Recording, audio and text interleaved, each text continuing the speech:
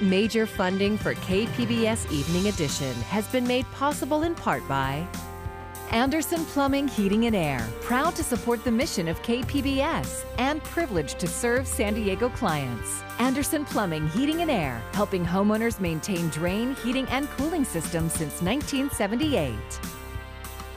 And by the Conrad Prebys Foundation, Darlene Marcos Shiley, and by the following.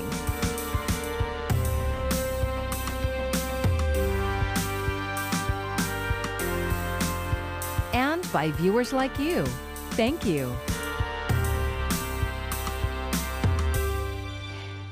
Good evening. It's Friday, October 23rd. Thanks for joining us. I'm Maya Trabulsi. COVID cases on the rise, classroom safety called into question, students quarantined, others ordered to stay at home. The battle to reduce the coronavirus moving into new phases across the county. And today, 430 new cases and 1 additional death were reported in our region. At San Diego State University alone, more than 1,200 students have tested positive for the virus. As KPBS reporter Matt Hoffman tells us, students are once again being asked to stay at home. Just having that formal reminder definitely will help keep people in check and just remind them, because things have definitely kind of died down here, with the intensity of COVID and the number of cases and people getting quarantined. Now through November 2nd, SDSU officials are again asking students not to go out. Since a spike in cases, students have had the option of moving out of their dorms and just looking on campus. It seems like a lot have already done it. And now it's even more dead. I don't really see anyone around campus ever. I feel like maybe 50 people live here. Students are being asked to only go out for essential needs like food or work during the stay-at-home advisory. Many freshmen living on campus we talked to say the order at least reminds students that the pandemic is far from over. I think that generally it's good to set that boundary for Halloween, but also I don't know how many people are going to listen to it. I know why they're doing it. This is Halloween time. That's the one time that we're kind of excited for, and Halloween parties is something that I've already seen a lot of people go to. It's probably a good idea in hindsight. Halloween, it's a pretty popular time for people to go out. Some students say their peers are not taking the virus seriously, and they wonder if issuing another stay-at-home advisory will do any good. It's not really being enforced, so there's still going to be that group of people who haven't been listening before that are going to keep going out anyways. So it's not going to do that much. SDSU officials tell us that this stay-at-home order applies to students living on campus and those living off of campus. Now, they will be enforcing it, and they say students in violation face possible suspension or expulsion. Here in the college area, Matt Hoffman, KPBS News. 130 students are now in quarantine after a coronavirus case was reported at Mission Vista High School. It happened just 4 days after the district brought students back into classrooms. District officials said the student who tested positive on Tuesday attended 4 different classes. A student who was asked to quarantine for 14 days says he doesn't feel comfortable going back to campus.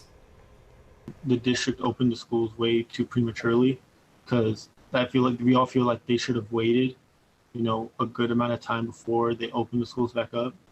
And even then, they should have opened back up with more safety precautions than they do have now.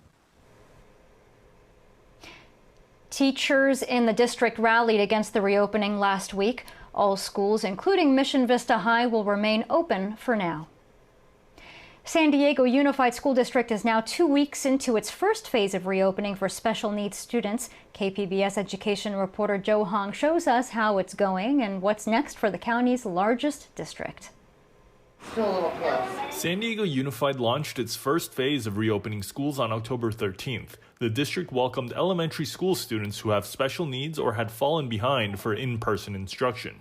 One parent with a student on the autism spectrum said she was relieved when she heard about the plan. I was excited because I felt like it would be great to get him back. Ashley Lewis's son is a 4th grader at Ocean Beach Elementary. She says the first day of phase 1 turned out to be a rude awakening. It wasn't until I found out that it was going to be different on a school by school basis and they couldn't actually guarantee it.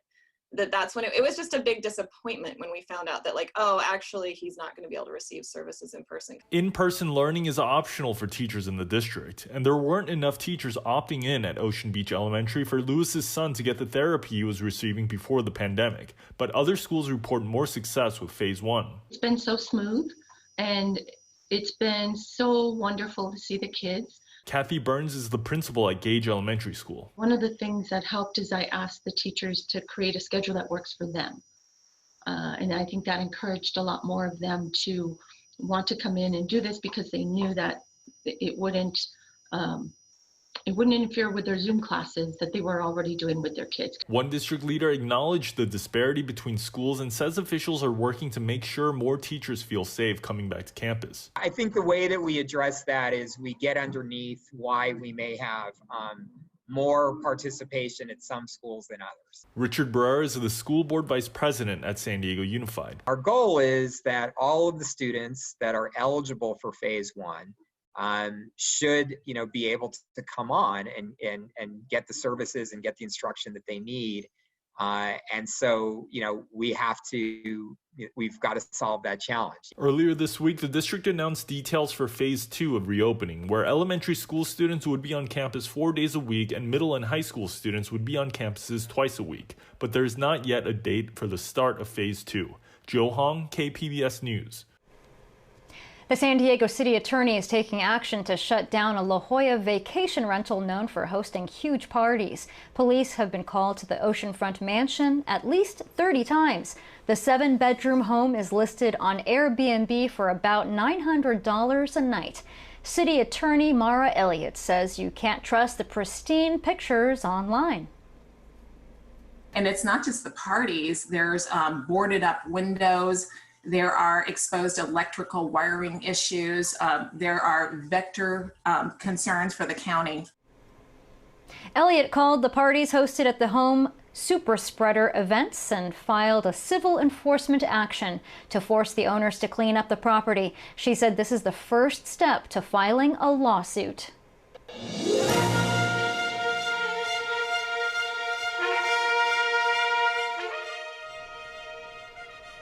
Oceanside residents could soon see big changes in their agricultural community with the North River Farms project. KPBS North County reporter Tanya Thorne gives us the details on Oceanside's Measure L.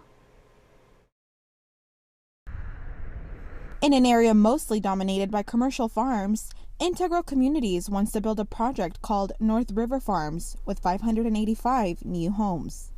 The developer says the project would include amenities like a children's learning center, parks, and more than 80 acres for organic farming. A yes vote on Measure L provides a lot of public benefits, not only the local preservation of agriculture and farmland, but also the locally grown fruits and vegetables. But in addition, the project funds a new fire station, along with an engine and full staffing for that fire station. The North River Farms development has been in the works for the last 5 years. The original proposal included nearly 1,000 homes. The Oceanside City Council approved the final plan in November 2019 after several corrections.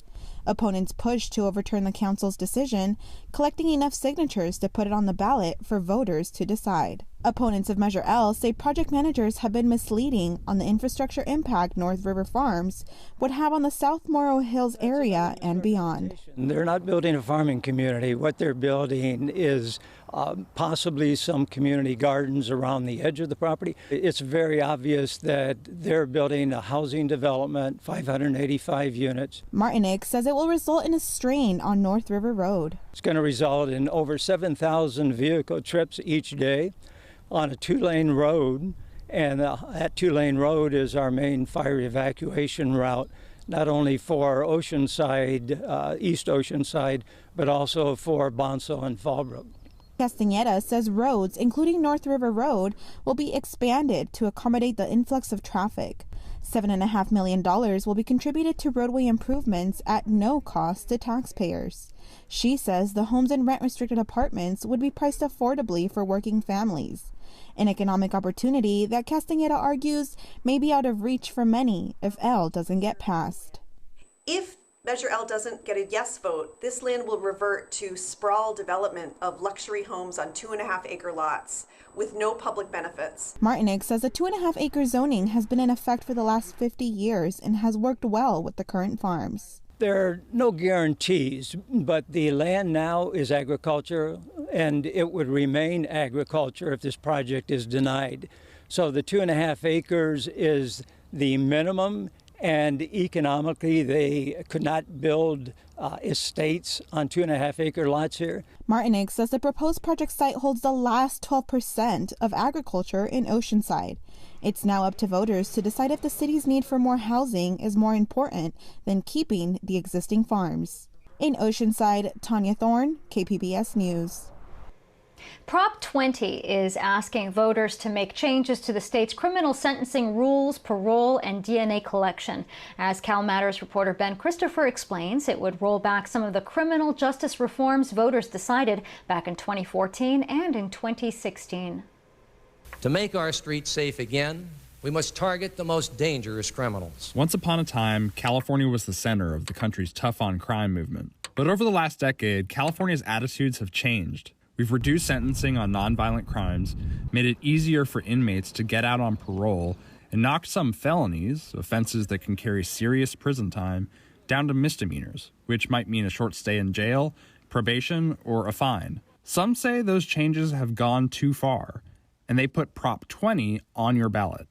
Hi, I'm Ben Christopher. I'm an election reporter with Cal Matters, and this is Prop 20 in a minute. Prop 20 would do four main things. It would reclassify a bunch of property crimes as wobblers, meaning they could be charged as either misdemeanors like they are now, or felonies. It would boost penalties for people who regularly violate the terms of their parole. It would require law enforcement to collect DNA samples from people convicted of some misdemeanor property crimes, and it would double the list of violent felonies that disqualify offenders from being able to apply for early release. Under California law, domestic violence isn't considered a violent crime. Wait, what did she just say? Can we stop the clock? Okay, so just to be clear, that doesn't mean domestic violence is legal in California, but if Prop 20 passes, it would be one more offense that excludes an inmate from the possibility of early parole. All right, go ahead. Supporters say Prop 20 closes dangerous loopholes in the law and that early reforms have resulted in an increase in property crime, which seems to be true. Opponents say this isn't the time to go back to the 1990s when tough-on-crime laws failed to reduce crime and triggered mass incarceration that ruined countless lives. Plus, the state crime rate is at a historic low. So vote yes if you want to increase penalties for some property crimes and make it harder for some inmates to qualify for parole. Vote no if you want to keep things the way that they are. And for more information about the issues on your ballot, you can check out our KPBS voter guide. You can find the link on our homepage at kpbs.org.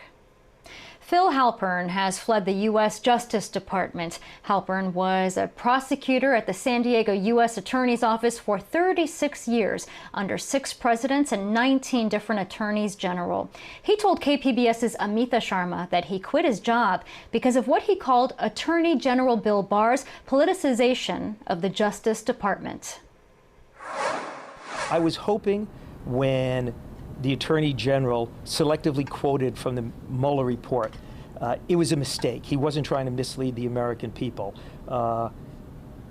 However, it became clear when I saw what happened in the Manafort case, the Flynn case, the Stone case, imposition of the president's will through him on the normal course of justice, this became too much. And it just continued from there. He's acting as the president's consigliere, his mafia attorney. He's not acting as the Attorney General of the United States. The better question is almost, why did I stay as long as I did? And I stayed because I felt it was imperative to complete the prosecution of Duncan Hunter and his wife. President Trump made it clear in an early tweet that he was upset at the Attorney General for indicting both Duncan Hunter and Chris Collins, 2 of his most ardent supporters in Congress. Given that, I was very, very concerned that there'd be meddling from the Department of Justice if I left. Therefore, I stayed until I could complete that prosecution. Then it was only a matter of time and tying up loose ends, and I was out of there.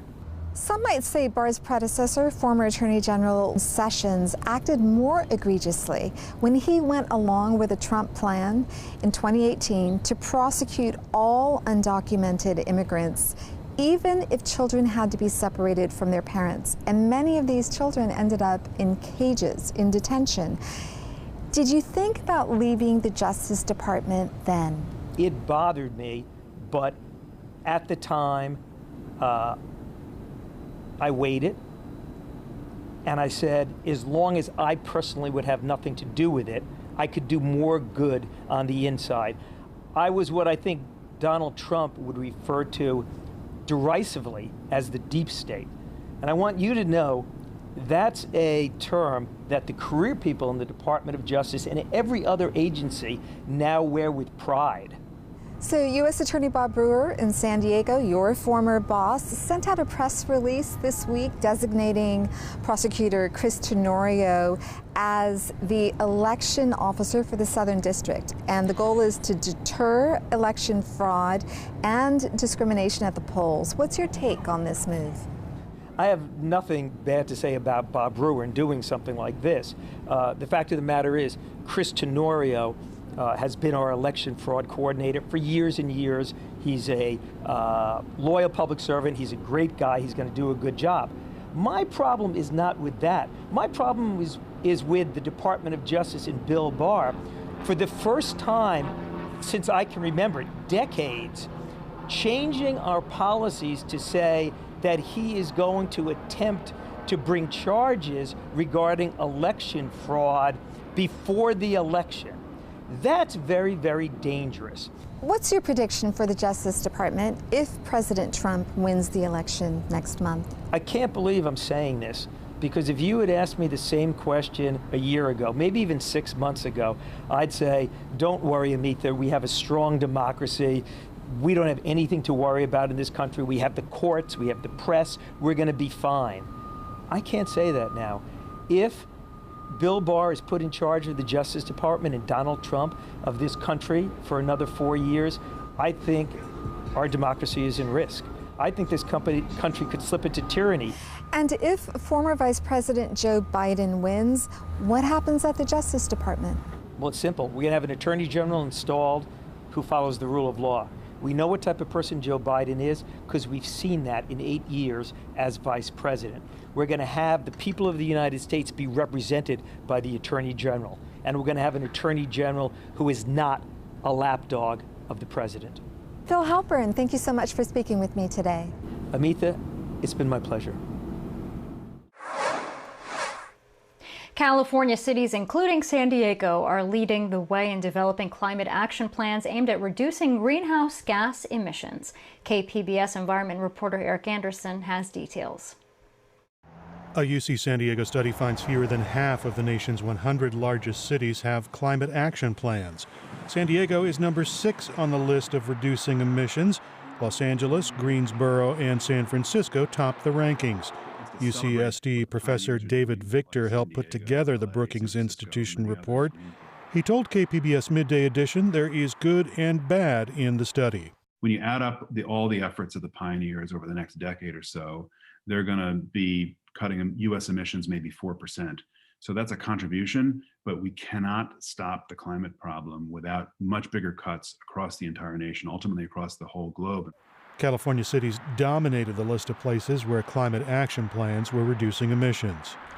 Victor says more communities will have to adopt plans for there to be meaningful impact. Eric Anderson, KPBS News.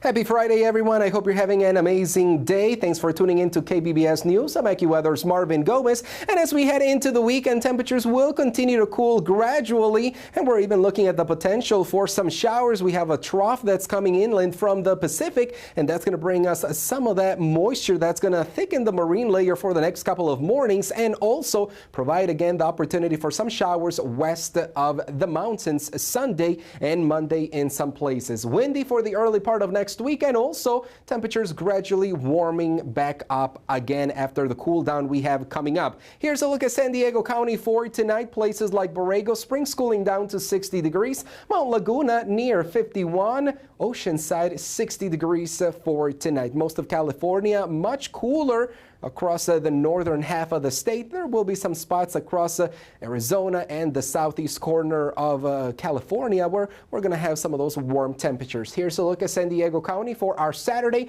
Escondido coming up to 74 degrees. Again, we're going to have a mix of sun and clouds for the afternoon. That thick marine layer will be with us not only Saturday morning but also into Sunday morning as well. Here's a look at Sunday. There's a cold front coming in across California. Those winds across the higher terrain rain definitely coming in from the north and northeast across the higher terrain in the Sierra Nevada for us here across the southern California along the coast. Well, again, that onshore flow will continue for us, and keep in mind we have the potential for showers into Sunday. Temperatures in the low 70s on Monday, gradually getting back into the mid 70s for Tuesday and Wednesday. Inland areas, we're going to be cooling down into the upper 60s both on Sunday and Monday. Sunday, that's going to be the day where we're going to have a better chance of dealing with those showers west of the mountains, getting into the low 80s on Wednesday. And across the mountains, well, it's going to be much cooler. 46 degrees for the high on Monday. It's going to be windy. That's when we could have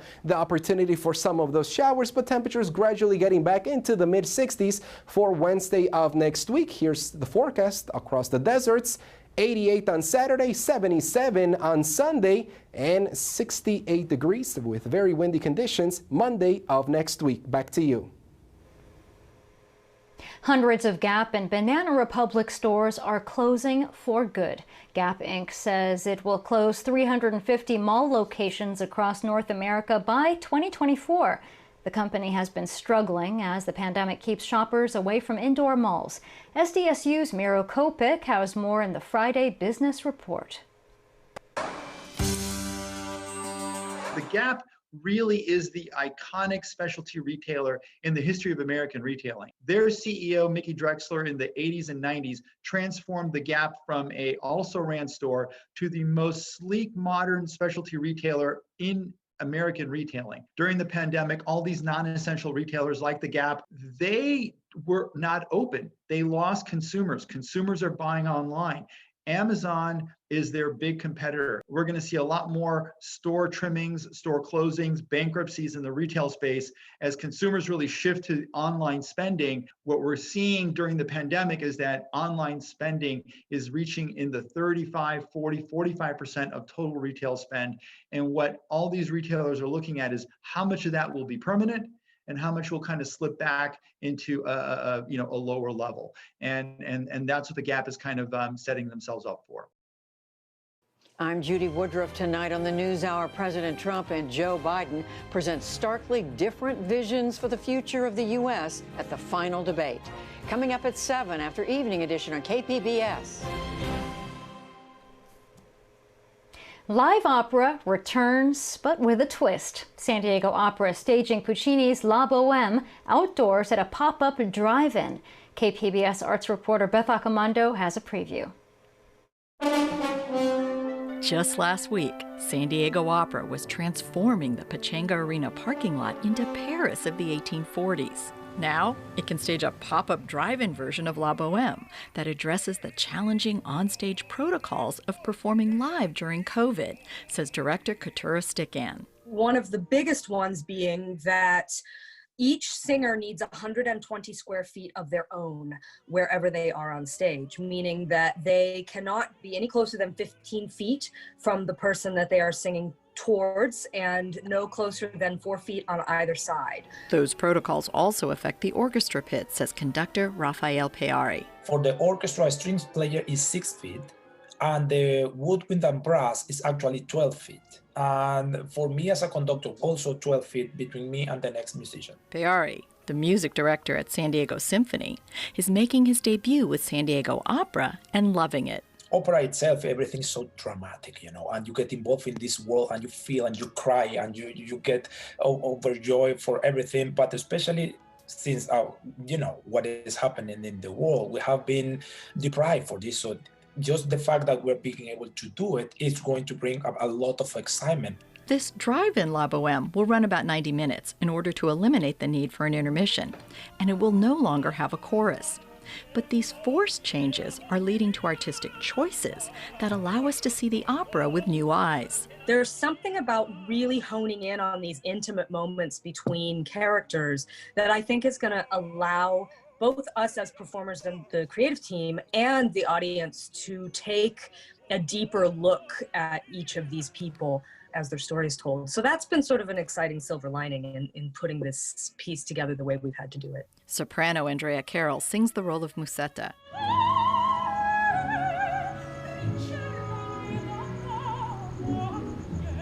She says opera is all about big emotions, but this reimagined La Bohème has found a way around close contact on stage. You might think, oh my goodness, it is a love story. How will you manage? But the way that it's being structured is that the story is being told as a memory.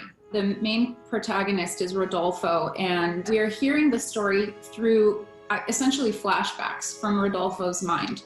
So I actually have Rodolfo, we're setting it in his study. 10 years after the death of Mimi, he's writing these stories. And because of the nature of memory, which I love this moment that you can dive so deeply into a memory and hear everything and smell things and feel things, but you can't actually touch what happened. It doesn't exist anymore. And so I'm allowing these people who came through his life to appear and disappear as the memories sort of course through him. So as you view Paris of the 1800s from your car, leave your traditional expectations of grand opera behind and prepare for an adventure. We are treating it as an absolute adventure. I think the energy and excitement and courageousness that's going to be in the atmosphere there is going to seep into the cars. So honk if you love opera. Beth Accomando, KPBS News. Looks amazing. And you can find tonight's stories on our website, kpbs.org/evening edition. Thanks for joining us. I'm Maya Trabulsi. Have a great evening. Major funding for KPBS Evening Edition has been made possible in part by Anderson Plumbing, Heating and Air, proud to support the mission of KPBS and privileged to serve San Diego clients. Anderson Plumbing, Heating and Air, helping homeowners maintain drain, heating, and cooling systems since 1978. And by the Conrad Prebys Foundation, Darlene Marco Shiley, and by the following.